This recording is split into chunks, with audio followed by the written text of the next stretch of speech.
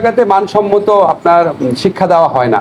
আপনারা যদি এনরোলমেন্ট পরীক্ষা নিয়ে অনেক কমপ্লেইন আমি আগে শুনতাম, এনরোলমেন্ট পরীক্ষা নেওয়া, প্রশ্নপত্র প্রণয়ন করা, অ্যাসেসমেন্ট, এইসব জায়গাতে যদি আপনারা আরেকটু কাজ করেন তাহলে আমাদের আইন পেশায় যে দক্ষতা সেটা পারবে, এটা খুব কাজে সব নিয়ে কথা তো কিছু মনে করবেন না।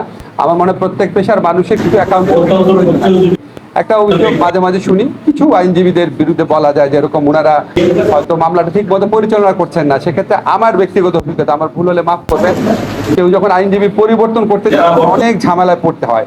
তো এই ধরনের জিনিসগুলো বা আইনজীবীদের বিরুদ্ধে, কিছু আইনজীবীদের জন্য সমস্ত আইনজীবী সমাজে দুর্নামের একটা দেশ আমরা দেখতে চাই না।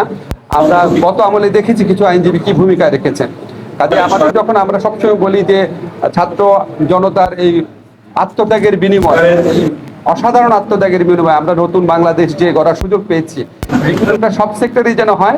আপনারা নিজেরাও চেষ্টা করবেন যাদের বিরুদ্ধে অভিযোগ আছে তাদের ব্যাপারে যেন আপনারাই ব্যবস্থা নিতে পারেন, যে রেগুলেশন যেন থাকে, অ্যাকাউন্টেবিলিটি মেকানিজম যেন থাকে। আমি সবচেয়ে খুশি হব যে আমি দেখতে পারি যে আপনাদের নেতৃত্বে আইন পেশার ক্ষেত্রে অ্যাকাউন্টেবিলিটি এবং উৎকর্ষতা অনেক বেশি বৃদ্ধি পেয়েছে। ইনশাআল্লাহ আপনারা সেটা করতে পারবেন, আশাবাদ ব্যক্ত করছি। ধন্যবাদ। ধন্যবাদ ডক্টর